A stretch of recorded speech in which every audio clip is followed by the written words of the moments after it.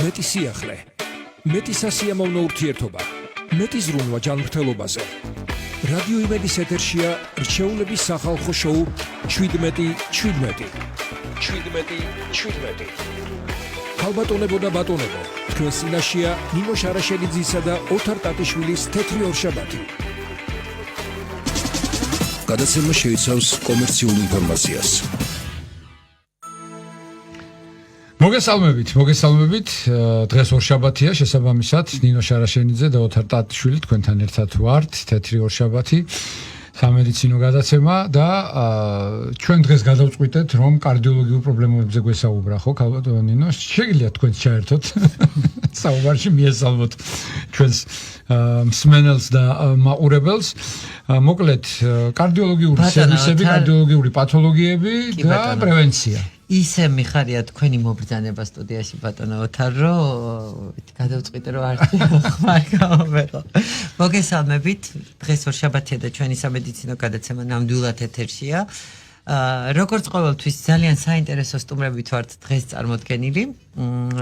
დამეთანხმება ალბათ ბატონი ოთარი, რომ კარდიოლოგია ეს არის ერთ-ერთი ძალიან მნიშვნელოვანი მიმდინარეობა მედიცინაში, იმიტომ რომ არ არსებობს ოჯახი, არ არსებობს ადამიანი, რომელსაც გარკვეული კარდიოლოგიური პრობლემა ცხოვრებაში არის. თუ გინდათ იგივე არტერიული წნევის მომატება, ხო? რა თქმა უნდა. ამიტომ კარდიოლოგიური პროფილის პაციენტების რაოდენობა უამრავია საქართველოში, თითქმის ყველა კლინიკაზე აქვს მსგავსი სერვისი და რა თქმა უნდა, არც გამონაკლისი თუ ერთ-ერთი მოწინავე არა, ეს არის ქირურგიის ეროვნული ცენტრი, რომელთა ექიმებიც დღეს ჩვენი სტუმრები არიან, ქირურგიის ეროვნული ცენტრის კლინიკა ახალი სიცოცხლის პროფესორი, კარდიოლოგი, ამერიკის კარდიოლოგთა საერთაშორისო აკადემიის წევრი ქალბატონი შორენა ჭუმბურიძე და კარდიოლოგი, კარდიოექოსკოპისტი, ევროპის კარდიოლოგთა ასოციაციის წევრი ქალბატონი ირინა ჯოჯოა. მოგესალმებით ქალბატონებო. მადლობას გიხდით დღეს ბატონი ოთარის და ჩემი სტუმრობისთვის და ვინაიდან და რადგანაც ჩვენი საეთერო დრო გარკვეულწილად შეზღუდულია, მინდა პირდაპირ კითხვებით დავიწყო. რა სახის კარდიოლოგიურ სერვისებს თავაზობს კლინიკა, რომელ კლინიკაშიდაც თქვენ მუშაობთ ქალბატონო შორენა, თუ შეიძლება რომ მოგესალმებით, მადლობას მოგახსენებთ მოწვევისთვის, მივესალმებით ჩვენს მსმენელებს. რაც შეეხება თქვენს შეკითხვას, კლინიკა ახალი სიცოცხლე კარდიოლოგიურ პაციენტებს თავაზობს როგორც ამბულატორიულ, ასევე სტაციონარულ მომსახურეობას. ამბულატორიაში პაციენტებს უტარდებათ მაღალკვალიფიციური კარდიოლოგების კონსულტაცია და ისეთი კვლევები, როგორებიც არის ელექტროკარდიოგრაფია, ეხოკარდიოგრაფია, დატვირთვის ტესტი, დატვირთვის სინჯი ტრედმილზე, ჰოლტერის მონიტორირება და ასევე ერთდროულად როგორც ჰოლტერის, ასევე წნევის მონიტორირება ჩვენ ვატარებთ პაციენტის მდგომარეობიდან გამომდინარე ან 24 საათიან ან 48 საათიან რეჟიმში. ამ კვლევებს გულისხმობ ჰოლტერის მონიტორირებას, ასევე ტარდება მაგისტრალური სისწარღვების ულტრაბგერითი გამოკვლევა, კომპიუტერული ტომოგრაფია და ასევე გვაქვს სიახლე 1 მარტიდან უკვე ჩვენთან პაციენტებს კლინიკა ახალ სიცოცხლეში შეიძლება ჩაიტარონ სელექტიური კორონაროგრაფია. ჩვენ შევიძინეთ იაპონური შიმაცუს ფირმის ბოლოთაობის კორონაროგრაფი და უკვე მზად გვაქვს კორონალური ლაბორატორია. კათეტერიზაციის ლაბორატორია. დიაკათეტერული ლაბორატორია. ასე რომ ველოდებით და ასევე რა თქმა უნდა ჩვენს კლინიკაში ტარდება ლაბორატორიული გამოკვლევების სრული სპექტრი, აქ შედის ისეთი სპეციფიური კვლევები, როგორიც არის კარდიული ბიომარკერების გამოკვლევა, ნატრიურეზული პეპტიდის განსაზღვრა, ტვინის ნატრიურეზული პეპტიდის, რომელიც გვეხმარება როგორც გულის უკმარისობის ადრეულ დიაგნოსტიკაში, ასევე უკვე დიაგნოსტირებული გულის უკმარისობის მქონე პაციენტების მდგომარეობის შესაფასებლად, რა თქმა უნდა, ლიპიდური სპექტრი, ასევე კოაგულოლოგიური მონაცემები და მოკლედ მთელი სპექტრი იმ ლაბორატორიული კვლევების, რომელიც აუცილებელია ჩვენი პაციენტების დიაგნოსტირებისთვის. ქალბატონო ირინა, რა შემთხვევაში უნდა მიმართოს პაციენტმა კარდიოლოგს? რას უნდა მივაქციოთ ყურადღება? მოკლედ უნდა მოგმართოს პაციენტმა, ძირითადი კარდიოლოგიური ჩვილები არის ტკივილი და დისკომფორტი გულის არეში, გულის ფრიალის გულისცემის შეგრძნება, დაბალი პულსაცია, დაბალი და მაღალი არტერიული წნევა, გულის წასვლის ეპიზოდები, თავბრუსხვევა, ქვედა კიდურების შეშუპება. ეს ის ჩამონათვალია მინიმალური, რაც აუცილებელია პაციენტმა მოგმართოს კარდიოლოგს და მიიღოს შესაბამისი რჩევები ჩვენს მიერ და კვლევები ანალოგიურად. იცით ძალიან ხშირად მაგალითად მე მყოლია პაციენტები, რომლებსაც აქვთ მაღალი არტერიული წნევის ციფრები, თუმცა კლინიკურად ეს პრობლემა არ არის, ასე ვთქვათ, აღქმადი. არაწუხებს, დიახ, და სრულიად შემთხვევით, ისევე როგორც დავუშვათ შაქრიანი დიაბეტის დროს გლუკოზის მაღალი რაოდენობა, არა თუ იშვიათად სრულიად შემთხვევით გამოგვივლენია. რამდენად აუცილებელი და გარდაუვალია პაციენტების ზოგადად რაიმე ასაკობრივი ჯგუფიდან რაიმე ხوارსებობს მთელი რიგი რისკ ფაქტორები, რომელიც ავალდებულებს პაციენტს ზედმეტი სიფრთხილე გამოიჩინოს და რაღაც გარკვეული კვლევები არარსებული კლინიკური ჩივილების პირობებშიდაც კი ჩაიტაროს. დიახ. მოგახსენებთ ჩვენთვის ცნობილია რომელ ასაკობრივ ჯგუფებშია ძირითადად თუ არტერიულ ჰიპერტენზიაზე ვისაუბრებთ უფრო ხშირი ეს დაავადება უკვე 20 წლის ასაკიდან არტერიული წნევის ციფრები და ზოგ შემთხვევაში თუ ჩვენ საქმე გვაქვს მეორად არტერიულ ჰიპერტენზიასთან რომლის მიზეზი შეიძლება იყოს ენდოკრინული სისტემის პათოლოგიები და ძალიან ბევრი თქვა თირკმლის პარენქიმული დაავადებები, რენოვასკულური დაავადებები უკვე შედარებით უფრო ადრეულ ასაკში შეიძლება გამოვლინდეს არტერიული ჰიპერტენზია, თუმცა თქვენ გკითხეთ, როდესაც არ აქვს პაციენტს ჩივილები, დიახ, ძალიან ხშირად სწორედ ამიტომ უწოდებენ არტერიულ ჰიპერტენზიას ჩუმუკვლელს, იმიტომ რომ ის სამიზნეო ორგანოების დაზიანების ნიშნების გამოვლენამდე არ ვლინდება და ეს სამიზნეო ორგანოები არის მოგეხსენებათ არტერიული ჰიპერტენზიის შემთხვევაში გული, თავის ტვინი, თირკმელები და მხედველობის ორგანოები. 50 წლის შემდეგ არტერიული ჰიპერტენზიის სიხშირეს ამერიკის ჰიპერტენზიის საზოგადოების ბოლო მონაცემებია უკვე 90% აღინიშნება პაციენტებისას და ძალიან ბევრ პაციენტს შეიძლება არც კი ჰქონდეს რაიმე სპეციფიური ნიშანი და სწორედ ამიტომ განსაკუთრებით იმ შემთხვევაში თუ გენეტიკური მოგეხსენებათ ისევე როგორც ბევრი სხვა დაავადების შემთხვევაში არტერიული ჰიპერტენზიის დროსაც არსებობს გენეტიკური წინასწარ-განწყობა და თუ ყავს ასეთი პაციენტები რომლებსაც ან გენეტიკური წინასწარ-განწყობა აქვთ ან აქვთ მაღალი არიან იმყოფებიან მაღალი კარდიოვასკულური რისკის ჯგუფში მაგრამ არაწუხებთ არტერიული ჰიპერტენზია, ანუ თქვათ, რაც ირინამ უკვე ჩამოთვალა, აქვს შაქრიანი დიაბეტის დიაგნოზი, აქვს სიმსუქნე, უმოძრაო ცხოვრების წესი, მოგეხსენებათ, ასევე ძილის აპნოე, განსაკუთრებით ობსტრუქციული ძილის აპნოე დამოუკიდებელი რისკ ფაქტორია, ან თქვათ, მაღალი C-რეაქტიული ცილის ციფრები, ასევე დამოუკიდებელი რისკ ფაქტორია და თუ თქვათ, თამბაქოს წევა, რა თქმა უნდა, ანთების მარკერების მომატება და ყველა ამ შემთხვევაში შესაძლებელი კი არა, აუცილებელია რომ პაციენტს შევთავაზოთ სწორედ ამბულატორიული წნევის მონიტორირება, რომელიც გვაძლევს როგორც ფსევდოჰიპერტენზიის, ასევე ფსევდონორმოტენზიის, რეფრაქტერული არტერიული ჰიპერტენზიის და ძალიან ბევრი დარღვევების გამოვლენის შესაძლებლობას. გასაზრდად ჩვენ სტუმარი ყავდა, როდესაც იყო საერთაშორისო დღე წნევის მონიტორინგის. როგორ არ მახსოვს? ანუ ამ სწორედ ცნობიერების ამაღლებას ემსახურებოდა, რომ ადამიანებმა მაშინაც კი თუ არ აქვთ კლინიკური ჩივილი, გარკვეული აუცილებლად წნევა უნდა აი თქვენ წინა კითხვასთან დაკავშირებით მქონდა ასეთი შეკითხვა, ქალბატონო შორენა, თქვენ ბრძანეთ რა სახის სერვისებს თავაზობს კლინიკა საზოგადოებას და მაინტერესებს ეს არის როგორც ამბულატორიული, ასევე სტაციონარი გაქვთ კარდიოლოგიური და ქირურგიული ჩარევები თუ ხორციელდება.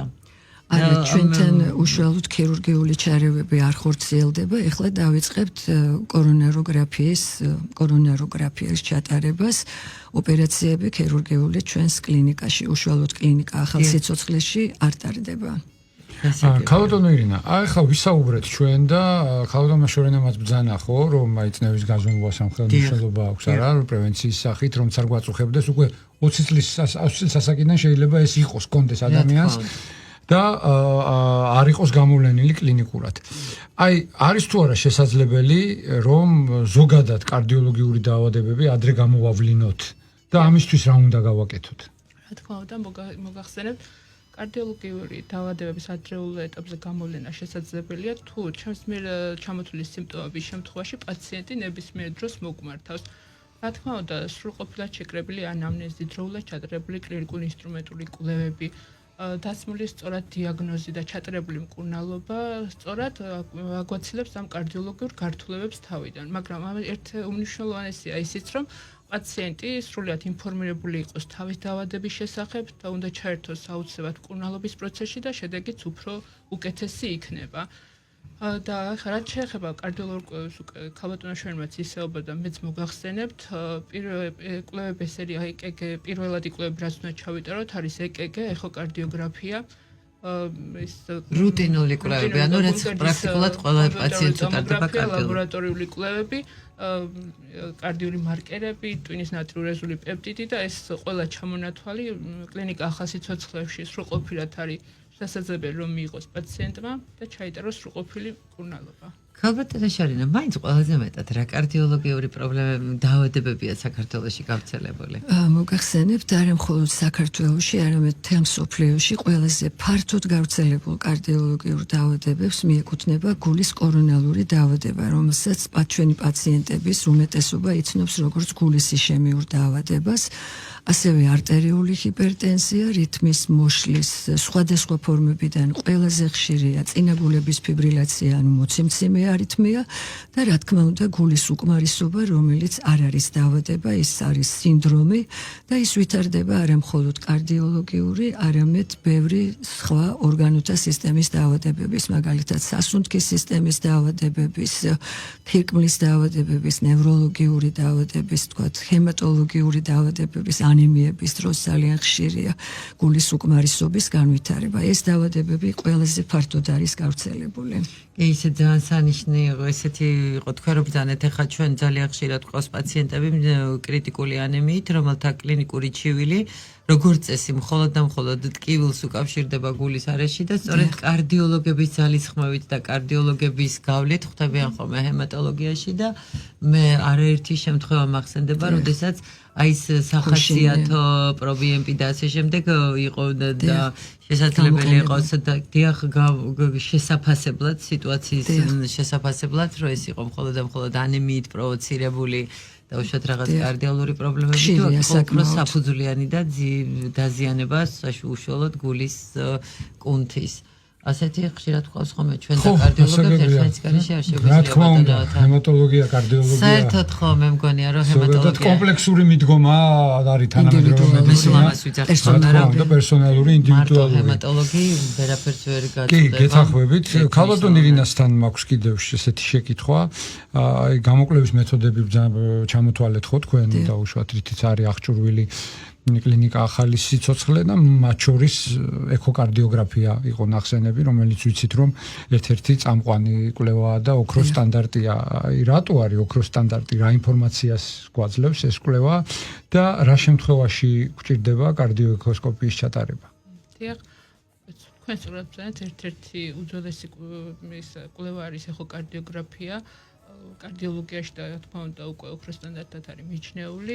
ის საჭიროებს იმ შემთხვევაში ვიყენებთ მოკლედ გულისა და მაგისტრალური სისხლძარღვების ცვლილების გამოსავლენად, კერძოდ გულის ღრუების, სარქველების უნდა როგორ შევაფასებთ კუმშრად ფუნქციას, განსაზღვროთ ფილტვის არტერიაში და აქედან გამომდინარე შევაფასოთ გულის უკმარისობის სხვადასხვა ფორმები, თანდაყოლილი და შეძენილი მანკების შემთხვევაში, ასევე გულის სხვადასხვა სიმსივნეების მიქსომების დროს და პერიკარდიუმის ღრუში სითხის არსებობის შემთხვევაში. შეგვიძლია გამოვიყენოთ.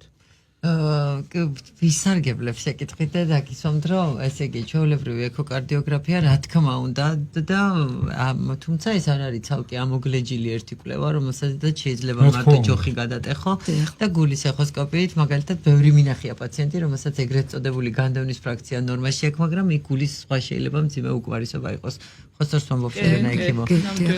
გაცილებით უფრო უკაცრავად, გაცილებით უფრო ობიექტურია არა განდევნის ფრაქცია, არამედ ფილტვის არტერიის სისტემაში წნევა, იმიტომ რომ მაინც სუბიექტურ ფაქტორს განდევნის ფრაქციის გამოთვლის დროს ვერ გამოვრიცხავთ და სწორედ ამიტომ არის რომ დიდი კვლევების დროს ერთდროულად ბრმად, ანუ ერთმანეთისგან დამოუკიდებლად სამი ეხოსკოპისტი ატარებს ამ გამოკვლევას და იქიდან ხდება შემდეგ განდევნის ფრაქციის საშუალო მაჩვენებლის მიღება. კვლევებიდან თუ კონკრეტულად რომელია პაციენტისთვის უპირატესი, რა თქმა უნდა, ამ გადაწყვეტილებას იღებს მკურნალი კარდიოლოგი. რა თქმა უნდა. მე მაგალითად სულ პრობლემა მაქვს ხოლმე ჩვენს იმუნოკომპრომიტირებულ პაციენტებში, სწორედ ამ სეპტიური ენდოკარდიტების, პერიკარდიტების და ასე შემდეგ და ხშირად გვჭირდება ხოლმე კარდიოლოგის გადაწყვეტილება კონკრეტულად რომელი კვლევა არის მისთვის გაცილებით უფრო უპრიანი. ეს ძალიან მნიშვნელოვანია. კორონაროგრაფია ახსენეთ თქვენ, ასევე ოქროს სტანდარტი ხო? აი რამდენად საჭირო ხდება და რა დროს ხდება საჭირო და კარდიოექოსკოპია და უშუალოდ რითი არის უპირატესი ეს კვლევა კარდიოექოსკოპიასთან შედარებით? კი ბატონო, ეს ორი კვლევა აბსოლუტურად განსხვავებული კვლევებია. კორონაროგრაფია ძალიან მნიშვნელოვანი გამოკვლევაა. მოგეხსენებათ გულის კორონალური დაავადება მსოფლიოში კარდიოვასკულური სიკვდილობის ყველაზე ხშირ მიზეზს წარმოადგენს, მაგრამ ჩვენის არ გვჭირდება არა მხოლოდ გულის კორონალური დაავადების სხვადასხვა ფორმების ჩვენი მსმენელებისთვის რომ უფრო გასაგები გახდეს, ამ ჯგუფში არის გაერთიანებული სტენოკარდია და მიოკარდიუმის სტენოკარდიის სხვადასხვა ფორმები და მიოკარდიუმის ინფარქტი, მაგრამ არსებობს აგრეთვე ისეთი დაავადებები კარდიოლოგიაში, როგორიც არის მაგალითად ტაკუცუბოს კარდიომიოპათია, რომელიც აბსოლუტურად გულის კორონალური დაავადებისთვის დამახასიათებელი კლინიკური სურათით მიმდინარეობს. არსებობს ესეთი მინოკა, ასე ქვია, მოკლედ დაავადებას, რომლის დროსაც ანალოგიური კლინიკური ნიშნებია, რაც შეინიშნება გულის კორონალური დაავადების შემთხვევაში, მაგრამ კორონარებში ცვლილებები არ ვლინდება. ანუ ჩვენ ეხოკარდიოგრაფიით, რა თქმა უნდა, შეგვიძლია მივიტანოთ ეჭვი, აი თქვათ, რა უბანშია ჰიპოკინეზია ან აკინეზია, ამის მიხედვით, ისევე როგორც ძველი ელექტროკარდიოგრაფიული კვლევითაც შეგვიძლია ვივარაუდოთ, რომელ კორონალურ არტერიაში არის ცვლილება, მაგრამ უშუალოდ სტენოზირების რა ხარისხთან გვაქვს საქმე, ამის დადგენა შესაძლებელია მხოლოდ კორონაროგრაფიის მეშვეობით. ანუ ძალიან დიდი განსხვავება.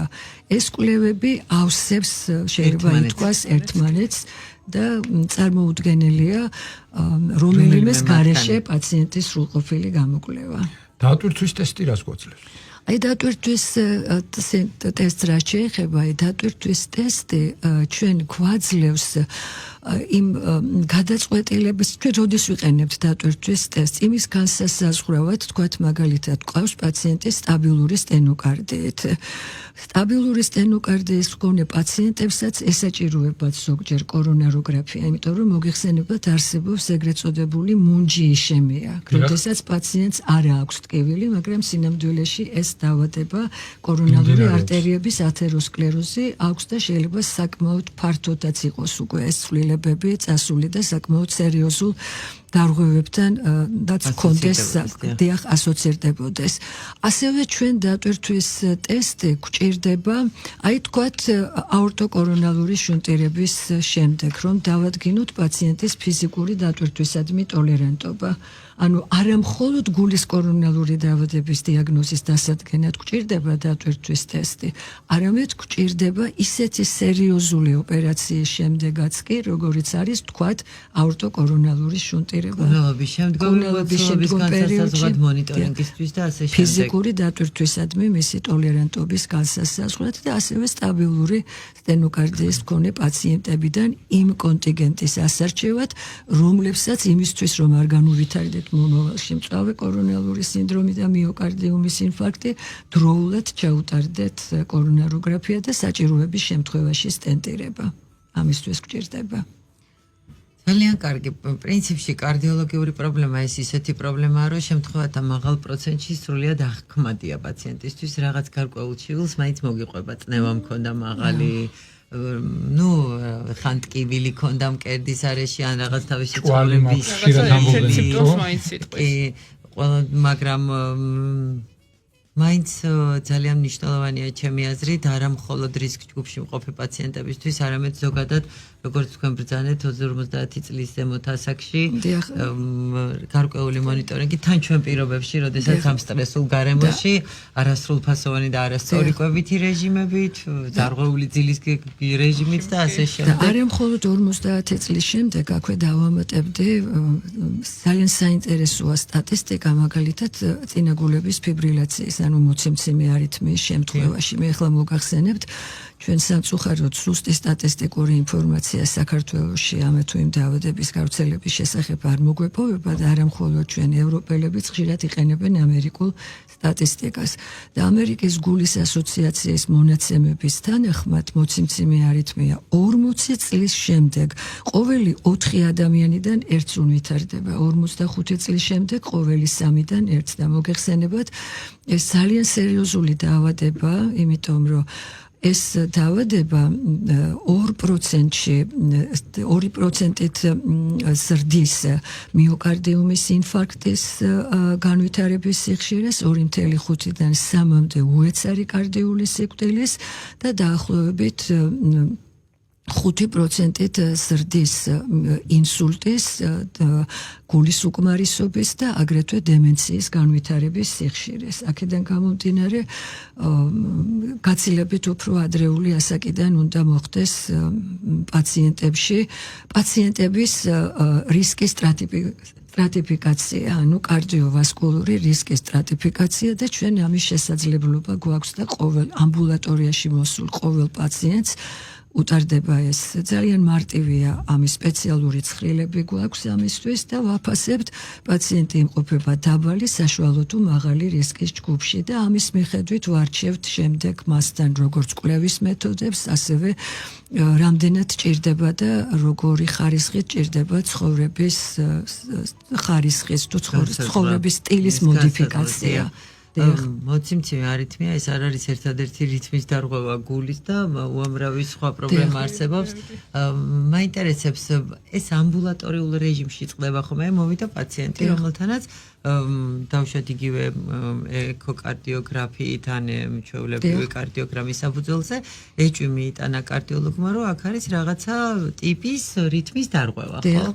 ამის შემდეგ პაციენტი მისამართდება რითმოლოგთან თუ ჯერ რაღაც გარკვეულ კვლევებს ჯერ კიდევ აგრძელებს, თუმცა ბევრი თქვენგანი თავისთავად რითმოლოგიც არის და შეუძლია ამის მართვა. დიახ, მოგახსენებთ, ამისთვის ჩვენ ძალიან დიდი ხანია უკვე კარდიოლოგიაში ვიყენებთ ჰოლტერის მონიტორირებას, ეს არის უწყვეტ რეჟიმში 24-დან 72 საათამდე პერიოდში ელექტროკარდიოგრაფიული ჩანაწერის გაკეთების შესაძლებლობა გვაქვს, მაგრამ ჩვენ უკვე 3 წელზე მეტია კლინიკა ახალ სიცოცხლეში ვატარებთ ერთდროულად როგორც ჰოლტერის, ანუ ელექტროკარდიოგრაფიულ, ასევე წნევის მონიტორირებას.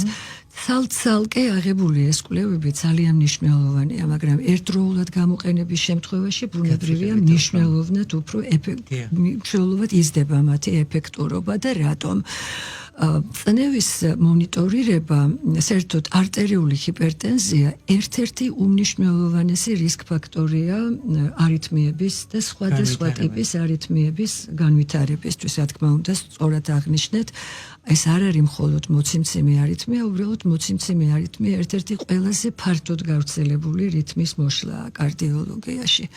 და ამიტომ, რატომ არის რა უპირატესობა ენიჭება, ჩვენ ვიყენებთ ევროპულ Meditech's ფირმის აპარატს, რომელიც მხოლოდ 250 გრამს იწონის, აქედან გამომდინარე ძალიან მსუბუქია და ძალიან მოსახერხებელი. ეს აპარატი ასევე დამატებით არის აღჭურვილი აქტიგრაფიის ფუნქციით, ეს მისი უპირატესობა, იმიტომ რომ ეს შესაძლებლობას იძლევა პაციენტის პოზიციის შეცვლა. მოგეხსენება, ჩვენ როდესაც ვატარებთ მონიტორინგს, იქნება ეს უშუალოდ მარტო ელექტროკარდიოგრაფიული თუ წნევის ჩანაწერი, ყოველთვის ვთხოვთ პაციენტს აწარმოოს დღიური. მაგრამ დღიურიც, ამ დღიურში ის წერს, როდის იარა, თქვათ, როდის დაიძინა, როდის ჭამა და ასე შემდეგ. და ეს აქტიგრაფიის ფუნქცია ჩვენ პაციენტმა ჩანაწერიც რომ არ გააკეთოს, გვაძლევს ინფორმაციას მისი ფიზიკური აქტივობის დატვირთვის, ესე იგი მოცულობის შესახებ. შეიცვალა თუ არა სხეულის პოზიცია და ასე შემდეგ. და ისეთი საინტერესოა ეს კვლევა, იმიტომ რომ ალბათ ყველა ექიმებისთვის ცნობილია და შესაძლოა ბევრი ჩვენი პაციენტისთვისაც, რომ არსებობს ეგრეთ წოდებული თეთრი ხალათის სინდრომი. ეს არის მდგომარეობა, როცა ადამიანს სახლის პირობებში წნევა ნორმალური აქვს, ხოლო ექიმთან გასინჯვის შემთხვევაში აქვს მაღალი. არსებობს ამის სრულიად საპირისპირო მდგომარეობა, ეს არის შენიღბული არტერიული ჰიპერტენზია, როცა პირიქით ადამიანი მოდის, პაციენტი გვეუბნება, რომ მას სახლში მომატებული აქვს წნევის ციფრები, მაგრამ ჩვენთან ვიზიტის დროს ვერ ვახდენთ, აი იმ პერიოდში არ აქვს ადამიანს მომატებული წნევის ციფრები. ასევე ძალიან მნიშვნელოვანია გამთენიისას რამდენად იმატებს აი დილის 5-დან 7 საათამდე წნევის ციფრები, იმიტომ რომ სწორედ აი ამ პერიოდში წნევის ციფრების მომატებას უკავშირდება ისეთი კარდიოვასკულური კატასტროფების, ინფარქტის და ინსულტის განვითარება. პირდაპირ პროპორციული კავშირი არსებობს. ასევე ჩვენ შეგვიძლია აი ამ წნევის მონიტორირებით გამოვავლინოთ რამდენად სათანადოდ ხდება თუ არა ღამის განმავლობაში წნევის ციფრების დაქვეითება. ჯანმრთელ ადამიანს დღის წნევასთან შედარებით ღამე წნევის ციფრები უნდა უქვეითდებოდეს. არსებობს ესეთი დიფერები და არადიფერები ქვია ამ ადამიანებს და თუ არ ხდება სათანადო დაქვეითება, მაშინ უკვე რისკი სხვადასხვა გართულებების იზრდება. და როდესაც ჩვენ ერთდროულად ვატარებთ როგორც წნევის, ასევე ელექტროკარდიოგრაფიული მონაცემების ჩაწერას, ჩვენ შეგვიძლია აღმოვაჩინოთ აი ეს კავშირები წნევის და სხვადასხვა ტიპის დარღვევებსა და რითმის მოშლის სხვადასხვა სახეებს შორის. ასევე ვავლენთ მოგეხსენებათ ასევე არტერიული ჰიპერტენზია გულის კორონალური დაავადების ერთ-ერთი კარდინალური უმნიშვნელოვანესი რისკ ფაქტორია და არის თუ არა ამ დროს თქვათ იშემიის ეპიზოდები. და ასევე ძალიან მნიშვნელოვანია ის რომ ერთდროულად ამ ორი კვლევის ჩატარების დროს ჩვენ შეგვიძლია შევაფასოთ რამდენად სწორად არის ჩვენს მიერ შერჩეული მედიკამენტი და ვიყენებთ თუ არა სწორად თქვათ წნევის დამწევ და ასევე არითმიის საწინააღმდეგო მედიკამენტებს. და ასევე ძალიან მნიშვნელოვანი არის ისიც, რომ ძალიან ხშირად თუ არ ჩავატარებთ აი ამ გამოკვლევას, ჩვენ ვერ გავიგებთ ჩვენს მიერ დანიშნული მედიკამენტების ფონზე ვითარდება თუ არა ასევე მკვეთრი ჰიპოტენზია, იმიტომ რომ მკვეთრი ჰიპოტენზია ისევე საშიშია ჩვენი ორგანიზმისთვის, როგორც მაღალი წნევის ციფრები. და კიდევ ერთი რაც მინდა ხაზი გაუსვა არის ის, რომ მოგეხსენებათ ორსულობის პერიოდში ხშირად ვითარდება ეკლამსია და პრეეკლამსია და ეს აპარატი არის უსაფრთხო ასევე ორსული ქალებისთვის და შესაბამისად მათი მონიტორირება შესაძლებელია აბსოლუტურად შესაძლებელი. დიახ, მე მყავდა უკვე ამ 3 წლის განმავლობაში რამდენიმე ორსული პაციენტი და ჩვენ მასთან აღმოვაჩინეთ არა მარტო მაღალი არტერიული წნევის ციფრები, არამედ საკმაოდ სერიოზული რითმის მოშლა. ორსულ ქალებს უფრო აწუხებთ ხოლმე წნევის ციფრები, მაგრამ ამ ორსულმა ქალებმა არ იცოდნენ, რომ ამ წნევის ციფრებთან ერთად ასევე ჰქონდათ რითმის მოშლა და ფიქრობდნენ, რომ ეს მათი ჩივილები მხოლოდ მაღალი წნევის ციფრებთან იყო თქვენ ახლა მიკარნახეთ შემდეგი კითხვაზე რითმის მოშლასთან დაკავშირებით. როგორ აღიქვამენ პაციენტები აი ამ რითმის მოშლას? არსებობს ჩვეულებრივი გულისცემის გახშირება, ემოციაზე, ფიზიკურ აქტივობაზე, რომ გაგიზრდა ეს არ რღვევა ხო რითმი, მაგრამ არსებობს რითმის მოშლა. სხვადასხვა ტიპის. დიახ, ის ვისაც იცის რომ აქ მოციმციმი არითმია, გრძნობს და აი ამის გამო და როგორ უნდა რა კლინიკური ჩივილია, რომლის დროსაც შეიძლება, მეტყვი რომ ეს მარტო ემოციით გამოწვეული გულის საჩქარება არ არის და იქ რაღაცა უფრო სერიოზული პრობლემა. გულის ფრიალს უჩივიან არა მხოლოდ პაციენტები რომლებსაც აქვთ აჩქარებული გულისცემა, არამედ ის პაციენტებიც, რომლებსაც აქვთ მკვეთრად შენელებული გულისცემა. სწორი ინტერპრეტაციას ვერ უწევენ. არა, ხო ისინი ამბობენ, რომ აქვთ გულისფრიალი, თქვათ, 1000-ნაირად შეიძლება გამოხატონ თავისი შეგრძნება, თუმცა მე ძალიან ბევრჯერ მინახავს პაციენტი, რომელსაც აქვს საკმაოდ საშიში რითმის მოშლა და ის ვერ გრძნობს ამას და მინახავს პაციენტი, რომელსაც შეიძლება კონდეს ერთეული ექსტრასისტოლია და ამას აღიქვავდეს როგორც კატასტროფას. ეს ძალიან ინდივიდუალურია. ეს ადამიანის ემოციურ სტატუსზე და ნერვული სისტემის ლაბილობაშია დამოკიდებული. ძალიან ბევრ ფაქტორზეა დამოკიდებული, რა თქმა უნდა. ეს ძალიან საინტერესო ფენომენია. ძალიან გასაკვირია ზოგჯერ სიცოცხლისთვის საშიშ არითმიებთან გვაქვს საქმე, მაგრამ პაციენტი ამას და სხვათა შორის არის აღწერილი მოცემცემი არითმიის ისეთი და კიდევ ერთი რა არის ძალიან სამწუხარო ფაქტი, რომ ყველა ის დაავადება, რომელიც მე ჩამოვთვალე, როგორც ყველაზე გავრცელებული კარდიოლოგიური დაავადებები, უკვე საკმაოდ დიდი ხანია, 10 წლეულებია უკვე, რაც ძალიან გაახალგაზრდავდა. ძალიან და ამას ალბათ აქვს ძალიან ბევრი ახსნა, მათ შორის ერთ-ერთი უმნიშვნელოვანესი შესაძლოა იყოს ჩვენი ცხოვრების დაძაბული რითმიც, გარდა იმ დანარჩენი სტრესული გარემო, ეს კარდიოვასკულური რისკ ფაქტორები და ამიტომ არის აუცილებელი, რაც შეიძლება ადრეულ ეტაპზე მოხდეს ინდივიდუალურად, ანუ ეს მოკლედ ყველა პაციენტთან აი ამ რისკის სტრატიფიკაცია, რომ დაიგეგმოს ინდივიდუალურად ყოველ კონკრეტულ შემთხვევაში რა ტიპის ჩარევა ესაჭიროება ამ თუ იმ პაციენტს. ჩვენი იშვიათად ყოლია სტუმარი, რომელთანაც თავისი კონკრეტული დაავადების მიზეზთა ჩამონათვალში მეტაბოლური დარღვევა არ ეხსენებინოს. კარდიოლოგიაში მე მგონი ეს ერთ-ერთი ყველაზე საცემი და წამყვანია, იმიტომ რომ მეტაბოლური დარღვევები, იგივე თქვენ ხოლესტერინის ცვლის დარღვევა ბრძანეთ, იგივე შაქრიანი დიაბეტის, სისხლძარღვთა კედლის დაზიანება. დიახ, ძალიან მოიმატა დიაგნოსტირებულმა აქამდე რაც არსებობდა ალბათ, მაგრამ ჩვენი დიაგნოსტირების მიღმა რჩებოდა თანდაყოლილი და შეძენილი თრომბოფილიები, რომლებიც უზარმაზარ რისკს წარმოადგენენ იგივე ორ სულქალებში და შესაბამისად სისხლძარღვების თრომბოზი და სისხლძარღვთა განვადობის დაქვეითება სწორედ აი ამ პრობლემებზე მოდის. ბატონო, თარ მე მგონი ჩვენ დავდექით საფრთხის წინაშე რომ ხო, პაუზის დროა ახლა, ეხლა ჩვენთან ეთერში რეკლამის დროას და საინფორმაციო გამოშვება და შემდეგ დაგიბრუნდებით კვლავ სტუმრებთან ერთად დაგველოდით. კიდევ ერთხელ მოგესალმებით, ვინც ახლა შემოგვიერთდა, მინდა გითხრათ, რომ ეს დღეს ორშაბათია და ჩვენი სამედიცინო გადაცემა თეთრი ორშაბათი ეთერშია. დღეს ძალიან საინტერესო გადაცემა გამოგვივიდა ბატონო თარ თემეთან. როგორც ყოველთვის ხალბატონია.